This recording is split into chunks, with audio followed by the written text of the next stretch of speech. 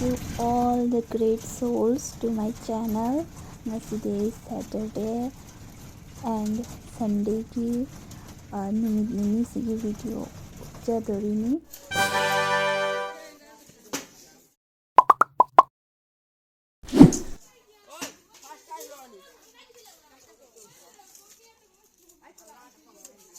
Jam haina saine. Kai dai thori ka purai no. Ha? Oh my god.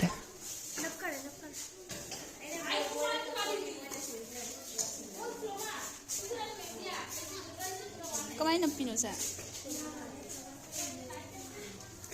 Aya. O si gam dai chali ro. Ha? La Sonia la. Che mathau tai ai do. Sise angangsinggi aroibe exam leiba masida yekpa saba khoi drawing su and then moina khutna hadi masa masana ngamjaba sabado adugi talent utpa asigi su mark leini ko adu moina hadi saningbado ado akoina hadi akoi school da leiba mogi co curricular activities ki leiba project no makti akoina piba do leitaba singna moina masa masa memda pura lakpa hadi moina saningbado ado akoi mamangda sawaina sahaliba cause akoi mark pi doini na ko karamba ngangna kai sari moise team divide tawro aina akoina team amada akoi angang mari manga thamaga doigi moi saminari ni punna nungsidra the class 8 ki angang sing sing asina loire yam nungaite moi school hado chatkhani but yeah see life ki journey mo oibanina moi dusu khamna thambado yade Sakto yenge. makhoi mayamse makhoi punamakki future do bright oisanu and ahanbadadi afaba mi oisanu haina bor piri afaba mi oidragadi achouba mi ama kamaina oiba yagani aduna ahanbada achouba mi ama oiba masagi discipline and purpose to khangbo oisanu Anisha, dikhao sakka. makhoi mayamgi sakpham semta yinga Thank you. sanarini haina loy hojik ay yumda hale ay hojik lei thadoini lei khara leirakpa lei thadana leiri ada tharani masigi blue color gi lei se yam sadli and fasu faje yamna hojik hogat lage ay gi thabak se sanda tadrini da loishandoini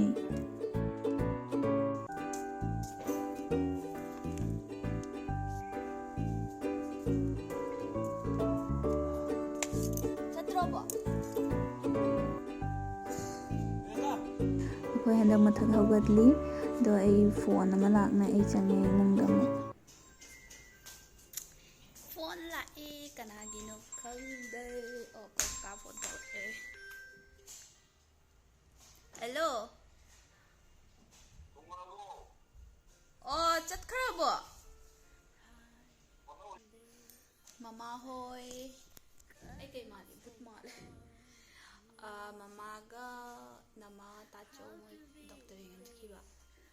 Ado ki kakaga do chaga na haini yora ba haina. Yorakti moy kanam. Yoraga tawarte haira. Chatlasi lei tharuge. Lei do kuire thani ay lera tharakta ngale. Lei masak utaroi. Lei se kona lake. Thaba ore ko. China ne. Se kakpai pai se kak thattum se. Tau thok pudi ai do ina. Mara do shokan haina. Sina chap thatpa. Si chap thakani. Sina si chap thaklani. Sina chap that su yani si di thokna lere si se side side khara hangai raga sum yani si chap thakani.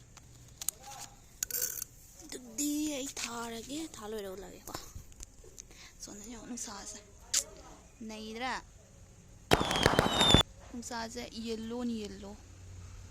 But iPhone do charge leitana charge tawre aduna.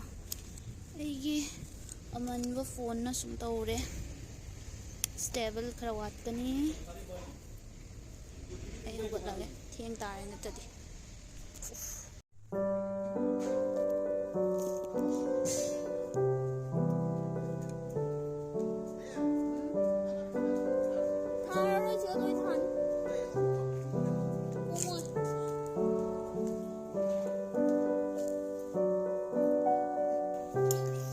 ꯍꯧꯖꯤꯛ ꯑꯩ ꯊꯥꯕ ꯂꯩꯁꯤꯡꯗꯣ 이싱 하이드미 맘매 라이트 한다더니나 양도 맘매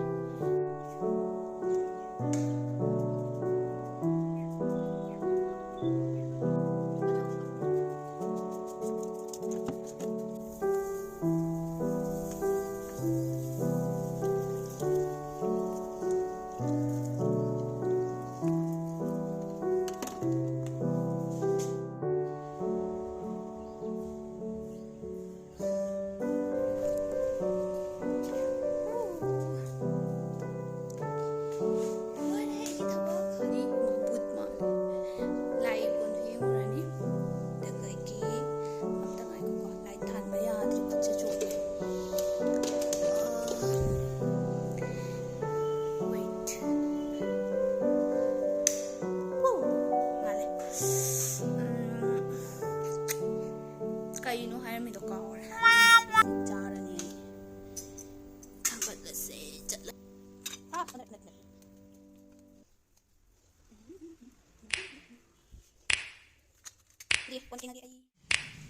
ꯏꯁꯤꯡ ꯈꯧꯔꯥꯡꯉꯦ ꯏꯁꯤꯡ ꯊꯛꯀꯦ You know just what you do to me. Play my emotions like a pair of puppet strings. Did it ever occur to you my heart's more than a toy?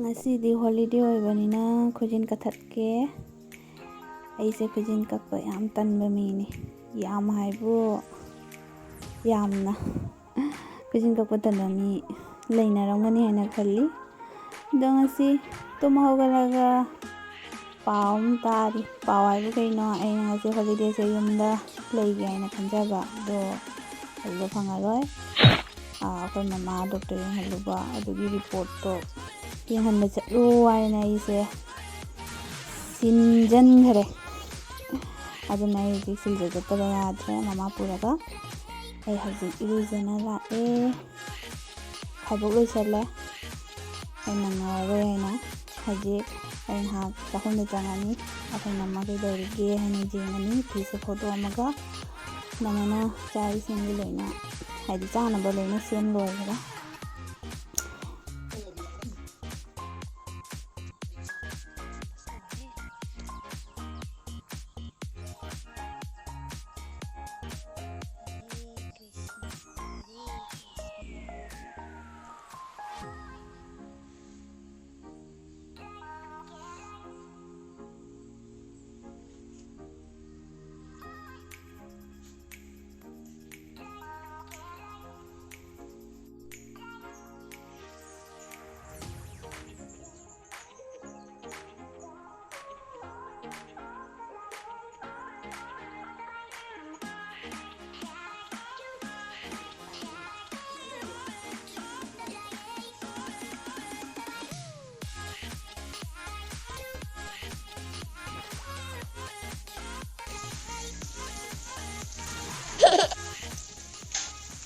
ꯀꯩꯅꯪ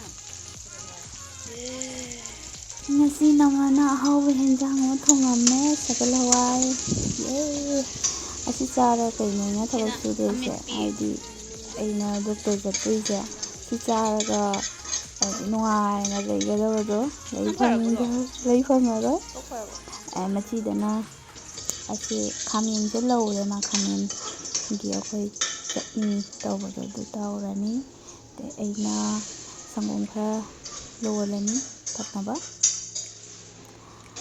adiki namana ngana thaba pithare tan takpagi sai tan ta ani mana horani te punna chaminarani mayam video do ina punna chaminarasi ko namai si than ba lebra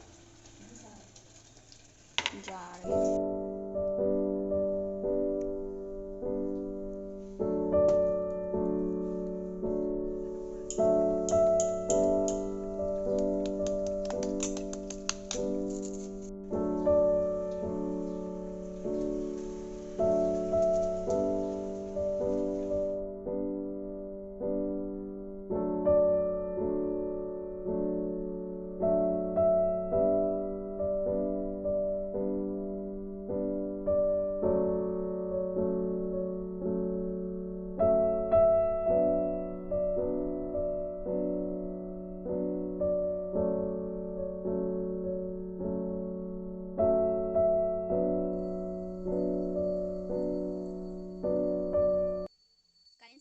akhoi nitigi laida bhok challi sine akhoi latte gopal nungsidra ma haje indamdanina aingwa fi litli sinda amka lae ai yenghanba chatlurini ko mayamda laddu gopal do tan jaro in chalani chak chararoi ai chak charaga yam talli duna ai tan sum chara chatani tanga chaga to namana yadre chak khara chara chatlo haina nampuda do chak ketang namana pire maondagi to si khara se charani aidi tan chara sum chatlage haina khanbani to sakalai ja haure en ai mapanda lae ingmanna mapanda bama chari sini mayamgi Sunday ga aigi Sunday ga kamai tawi haida comment ta haibirakpa yagani and ngasi Sunday sa katang different oire ko sa ai siljar ga thoe adusu koiba or shopping kai ga oire di ko ya harau ga taba but ngasi di yamna unlucky day ai tare ko ai doctor masak uba then nurse kai ka hinade na ko singo pot se hospital chatpase ado upai di leitabani na inoina pure ngasi di wari sanari se tachou ni tachou phone tora hangai ba jawraba kai dorige haina an jawbaga nuai tabai bu kai na da amka test amka pirakhi to test to muk toramme ado doctor na di haire test to sum WhatsApp to ina tharo o hai aduna test di adum tharani to I lawba matang se ngasi I si sune makhut ani maktai lawriba haidi magi vein do phangde na aduna yamna na khare maonda aro bitana koi to chagi da oina chatani chak chaba la o aina do chana ha kaura e then akoi mela da sung hak changurani mela da pot khara sum yengbagi namasu lakani hai aduna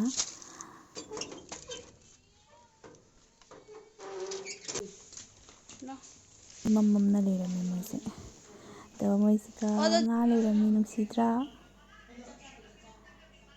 akoi mela da chatle ada docha nama mo chatnari aina maninda ta haure asini ngasigi Sunday se sumai sum loisalle mayamgi Sunday na kamai tawki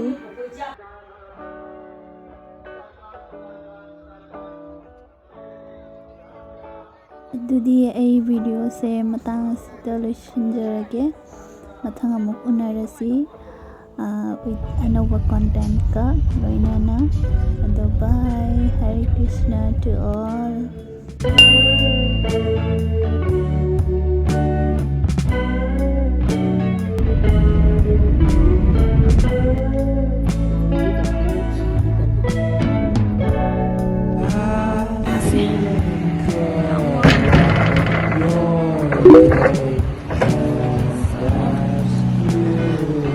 ꯚꯤꯗꯤꯑꯣꯁꯦ ꯉꯝꯃꯒꯗꯤ ꯉꯁꯤ ꯁꯨꯝ edit ꯇꯧꯔꯒ ꯊꯥꯒꯠꯅꯕ ꯍꯣꯠꯅꯔꯛꯀꯦ.